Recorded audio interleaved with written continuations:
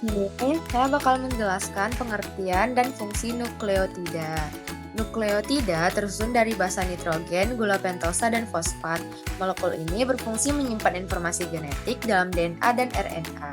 Selain itu, nukleotida berfungsi sebagai sumber energi seperti ATP dan GTP yang menjalankan banyak proses metabolik. Nukleotida juga menjadi komponen koenzim penting seperti NAD+, FAD, dan CoA. Dalam biokimia pangan, nukleotida berpengaruh pada aktivitas mikroorganisme dalam fermentasi, pertumbuhan sel, dan produksi metabolit yang memengaruhi mutu produk pangan.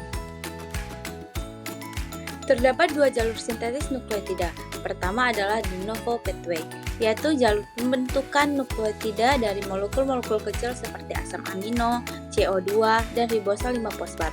Jalur ini digunakan ketika sel membutuhkan nukleotida baru dalam jumlah besar, misalnya saat pembelahan.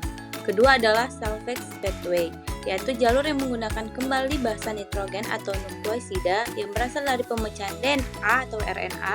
Jalur ini jauh lebih hemat energi sehingga lebih sering digunakan oleh sel, terutama mikroorganisme pangan yang sering kekurangan nutrisi.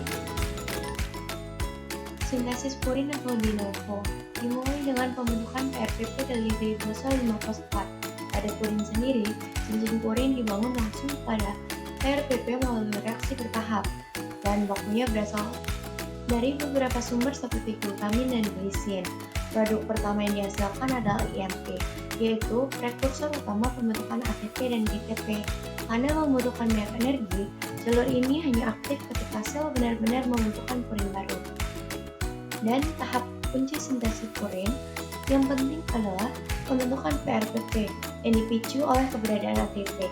Tahap pembatas kecepatan atau rate limiting step adalah reaksi yang dikatalisis oleh enzim glutamin PRPP, amidotranspirase yang mulai menyusun rangka cincin purin.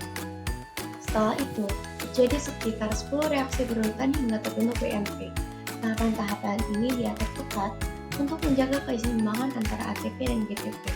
Karena kedua nukleotida ini sangat penting dalam berbagai proses sel termasuk replikasi dan sintesis protein.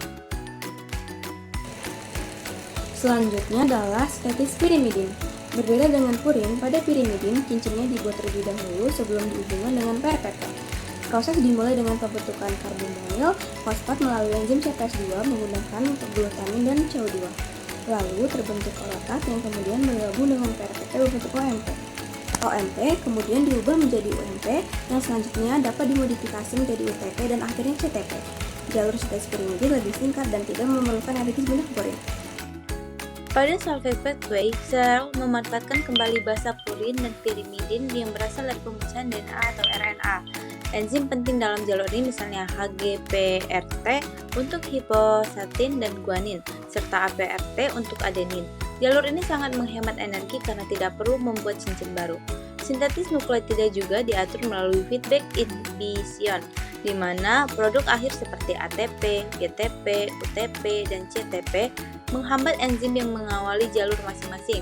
PRPP juga berfungsi sebagai pengatur utama karena menentukan jalur sintetis nukleotida. Dan yang terakhir adalah keterkaitan dengan biokimia pangan. Dalam pangan, sintetis nukleotida berhubungan erat dengan aktivitas pertumbuhan mikroorganisme. Mikroba dalam fermentasi membutuhkan nukleotida untuk pembelahan sel dan menjaga metabolisme. Senyawa seperti IMP dan GMP merupakan nukleotida yang memberikan rasa umami alami sehingga penting dalam industri pangan. Selain itu, jalur sintesis nukleotida mempengaruhi keberhasilan fermentasi seperti roti, yogurt, dan produk fermentasi lain. Karena mikroba membutuhkan nukleotida untuk energi, ekspresi gen, dan adaptasi terhadap kondisi pengolahan.